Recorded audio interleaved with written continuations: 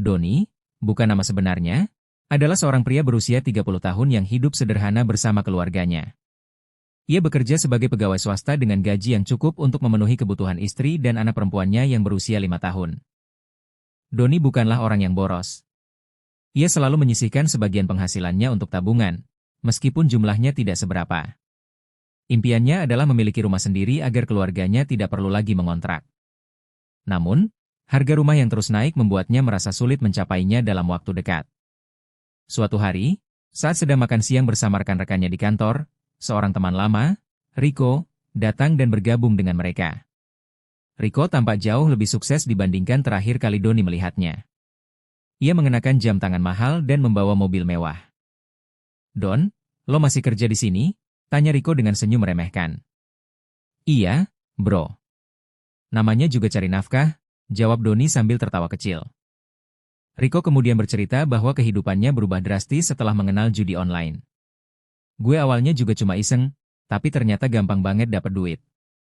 Bayangin aja, modal 500.000 bisa jadi 5 juta dalam sejam," katanya dengan antusias.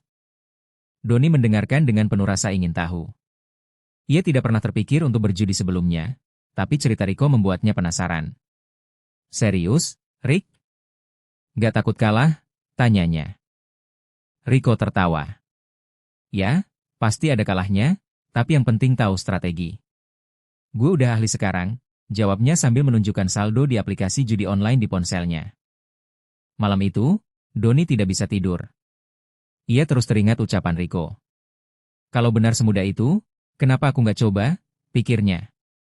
Dengan hati-hati, ia membuka situs yang direkomendasikan Rico dan mulai mendaftar. Malam pertama Doni mencoba judi online, ia hanya memasang taruhan kecil, sekitar Rp50.000.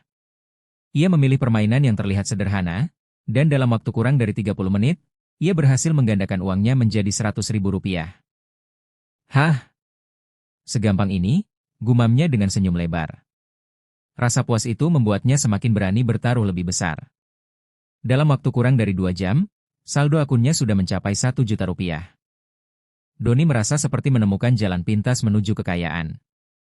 Ia langsung menarik uangnya dan keesokan harinya mentraktir rekan-rekannya makan siang. Ketika Rico melihatnya, ia tertawa kecil. "Hati-hati, Don. Itu baru pancingan," katanya sambil tersenyum misterius. Namun, Doni tidak terlalu memikirkan peringatan itu. Ia merasa bahwa dirinya cukup pintar untuk tidak terjebak. Malam berikutnya, ia mencoba lagi dengan modal yang lebih besar, dan kali ini ia menang lebih banyak. Ia mulai berpikir, kalau aku bisa menang 10 juta dalam seminggu, kenapa aku harus capek-capek kerja? Sejak hari itu, Doni semakin sering bermain. Awalnya hanya di malam hari, tetapi lama-kelamaan ia mulai bermain di kantor saat jam kerja. Dalam 2 bulan, kebiasaan berjudi Doni semakin menjadi-jadi. Awalnya ia hanya menggunakan uang sisa gajinya, tetapi setelah kekalahan pertamanya yang cukup besar, ia mulai menggunakan tabungan keluarga. Pada suatu malam, Doni kalah Rp5 juta dalam satu sesi permainan. Ia panik dan berpikir untuk berhenti, tetapi kemudian ia teringat bahwa satu kemenangan besar bisa mengembalikan semuanya. Ia mengambil uang dari tabungan dan memasang taruhan lebih besar. Sayangnya, ia justru kalah lagi. Dalam waktu kurang dari 1 minggu, tabungan yang selama ini ia kumpulkan untuk rumah impiannya habis tak bersisa. Istrinya, Sinta, mulai curiga. Ia melihat perubahan pada Doni, sering murung, sulit tidur, dan lebih emosional. "Mas, ada masalah di kantor?" tanya Sinta suatu malam. Doni menggeleng. "Nggak ada. Aku cuma capek," jawabnya singkat. Namun, kebohongan itu tidak bertahan lama. 1 bulan kemudian, Sinta menemukan bukti bahwa Doni telah mengambil semua tabungan mereka. "Mas, ini apa?" teriaknya sambil menunjukkan mutasi rekening. Doni terdiam. Ia tidak bisa lagi menyembunyikan kenyataan. "Aku bisa balikin semuanya, sayang. Aku cuma butuh sedikit waktu," katanya dengan suara gemetar. Namun, Sinta menangis. "Mas pikir ini mainan? Kita kerja keras buat tabungan itu." Pertengkaran hebat pun terjadi malam itu. Sinta mengancam akan meninggalkannya jika Doni tidak berhenti berjudi. Doni berjanji untuk berhenti, tetapi dalam hati kecilnya, ia masih belum bisa melepaskan diri dari jeratan judi online. Setelah tabungan habis, Doni mulai mencari cara lain untuk mendapatkan uang. Ia meminjam dari teman-temannya dengan alasan untuk modal usaha. Ketika mereka menolak, ia mulai menggunakan pinjaman online. Awalnya, pinjaman kecil saja. Namun, karena terus kalah, ia terpaksa meminjam lebih banyak. Dalam waktu kurang dari 6 bulan, utangnya sudah mencapai lebih dari 100 juta rupiah. Debt collector mulai datang ke rumah, menelepon, dan mengancam. Doni mulai sering menghindari panggilan telepon dan bahkan beberapa kali tidak masuk kerja karena takut bertemu orang-orang yang ia hutangi.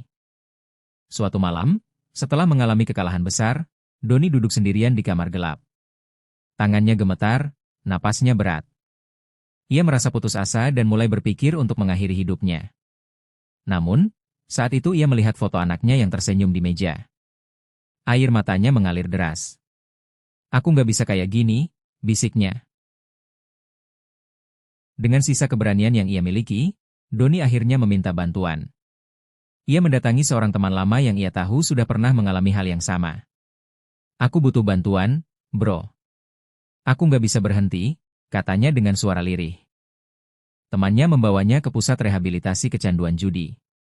Di sana, Doni belajar bahwa judi online bukan hanya tentang uang, tetapi tentang kecanduan yang menyerang otaknya seperti narkoba.